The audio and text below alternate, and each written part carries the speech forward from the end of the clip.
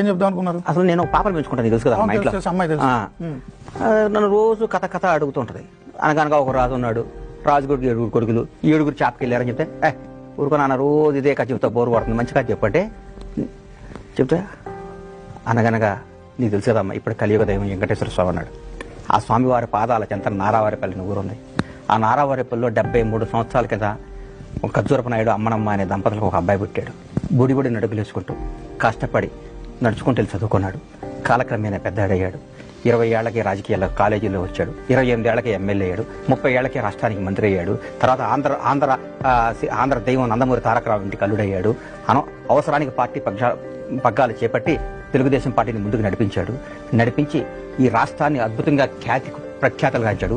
ఆంధ్రప్రదేశ్ అనే రాష్ట్రంలో హైదరాబాద్ రాజధానికి ప్రపంచవ్యాప్తంగా గుర్తింపు తీసుకొచ్చాడు.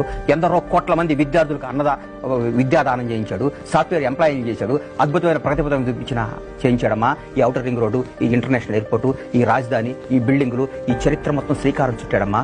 ఆ గొప్పవాడు ఇప్పుడు ఎక్కడున్నాడు నాన్న అని అడిగితే ఎక్కడున్నాడమ్మా? ఒక దుర్మార్గుడు చేసిన పండాగను ఎదుర్కొని అన్యాయంగా రాజమండ్రి జైల్లో బంధించారమ్మా. అంటే మరి ఎట్లా నాన్న కలవాలి అంటే ఎట్లా కలుస్తావు? ఇప్పుడు ఆయన ఎట్లా చూస్తావమ్మా? జైల్లో బంధించాడు, బయటకు వస్తాడో రాడో తెలియదమ్మా. చరిత్రలో మిగిలిపోతాడేమోనమ్మా. చరిత్ర తిరిగి రావాలి కోరుకుందామమ్మా. నా చిన్నపిల్ల